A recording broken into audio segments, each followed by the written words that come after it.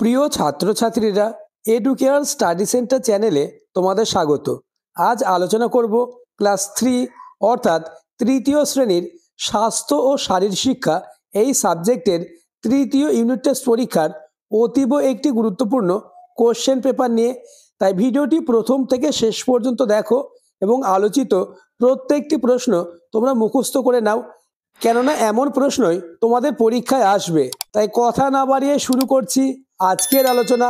তৃতীয় পর্যায়ক্রমিক মূল্যায়ন 2025, শ্রেণী তৃতীয়, বিষয় স্বাস্থ্য ও শারীর শিক্ষা, পূর্ণমান 25, সময় 45 মিনিট।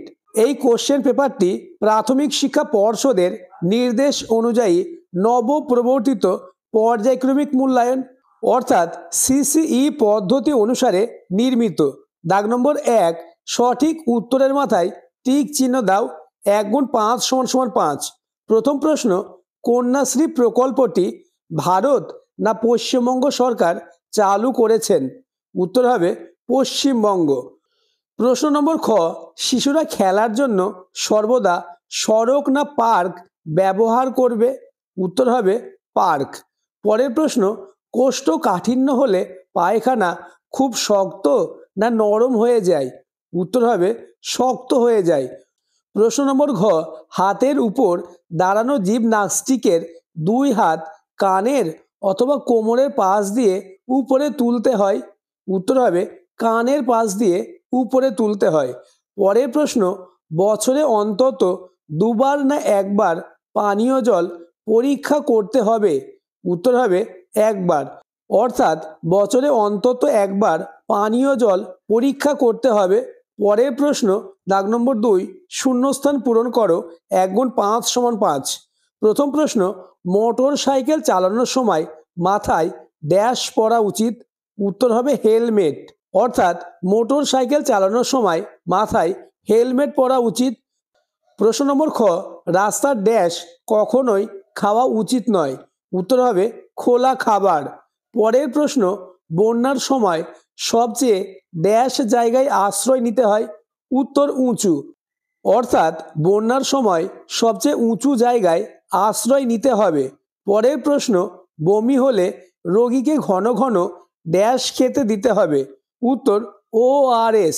নেক্সট কোশ্চেন, পথ নিরাপত্তা স্লোগানটি হলো safe drive safe life. Next, দাগ নম্বর 3, সঠিক উত্তরের পাশে সত্য ও ভুল উত্তরের পাশে মিথ্যা কথাটি লেখো। 1 গুণ 5 = 5। এই প্রশ্নগুলি আলোচনার আগে চ্যানেলে নতুন হয়ে থাকলে চ্যানেলটিকে সাবস্ক্রাইব করে দেবে এবং পাশের বেল আইকনটি প্রেস করে নোটিফিকেশন অল করে দেবে। প্রথম প্রশ্ন, খাবার সবসময় গিলে খাওয়া উচিত? উত্তর মিথ্যা। পরের প্রশ্ন, শাকসবজি কাটার পর ধুলে তার খাদ্যগুণ নষ্ট হয়ে যায়? উত্তর সত্য। প্রশ্ন নম্বর গ, কোষ্ঠকাঠিন্য হলে তন্তু বা ছিবড়ে জাতীয় খাবার খাওয়া যাবে না? উত্তর মিথ্যা। প্রশ্ন নম্বর ঘ, যতক্ষণ বমি হবে ততক্ষণ কোনো শক্ত খাবার খাওয়া যাবে না? উত্তর সত্য। পরের প্রশ্ন, ছোটরা রাস্তার মাঝখান দিয়ে সাইকেল চালাবে? উত্তর মিথ্যা। দাগ নম্বর 4, নিচের প্রশ্নগুলির উত্তর দাও। 2 গুণ 5 = 10, অর্থাৎ তোমাদের 5টি প্রশ্ন করতে হবে এবং প্রতিটি প্রশ্নের জন্য 2 মার্ক রয়েছে। প্রথম প্রশ্ন, খো খো খেলার ক্রিয়া কৌশলকে প্রধানত কয় ভাগে ভাগ করা যায় ও ভাগগুলি কি কি? উত্তর, খো খো খেলার ক্রিয়া কৌশলকে প্রধানত 2 ভাগে ভাগ করা যায়, যথা নাম্বার 1, ধাওয়াকারী কৌশল চেজিং টেকনিক। এই কৌশলগুলি যারা অন্য দলকে আক্রমণ করার চেষ্টা করে তারা ব্যবহার করে। দ্বিতীয়, দৌড়বাজের কৌশল চালনা অথবা প্রতিরক্ষা কৌশল। এই কৌশলগুলি রক্ষক বা দৌড়বাজ দল। পরের প্রশ্ন, কি কি কারণে বমি হয়? উত্তর, নাম্বার 1, পেটে তীব্র যন্ত্রণা হলে বমি হতে পারে। নাম্বার 2, পেটে কৃমি হলে বমি হতে পারে। নাম্বার 3, ট্রেনে অথবা বাসে যাতায়াতের সময় বমি হতে পারে। পরের প্রশ্ন, কোষ্ঠকাঠিন্য হলে কি কি করতে হবে?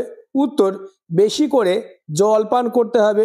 নাম্বার 2, প্রতিদিন নিয়মিত পায়খানায় যেতে হবে। নাম্বার 3, বেশি করে ফল শাকসবজি খেতে হবে। চতুর্থ প্রশ্ন, জল সংরক্ষণের জন্য তুমি কি কি উপায় অবলম্বন করবে? উত্তর, নাম্বার 1, অকারণে জল অপচয় করা যাবে না। নাম্বার 2, বৃষ্টির জলকে সংরক্ষণ করতে হবে। নাম্বার 3, চৌবাচ্চা করে জল ধরে রাখতে হবে। আজকের আলোচনার লাস্ট প্রশ্ন, রাস্তা পারাপার করার জন্য তুমি কি কি সতর্কতা অবলম্বন করবে? উত্তর, নাম্বার 1, জেব্রা ক্রসিং দিয়ে রাস্তা পার হব। নাম্বার 2, রাস্তার বাঁ দিক দিয়ে সর্বদা চলব। নাম্বার 3, সর্বদা রাস্তার দুপাশ দেখে রাস্তা পার হব। আজকের আলোচনা এই পর্যন্ত। তোমরা ভিডিওটি পজ করে অথবা স্ক্রিনশট করে আলোচিত প্রত্যেকটি প্রশ্ন মুখস্থ করে নাও, কেননা তোমাদের স্কুলে এমন প্রশ্ন আসবে।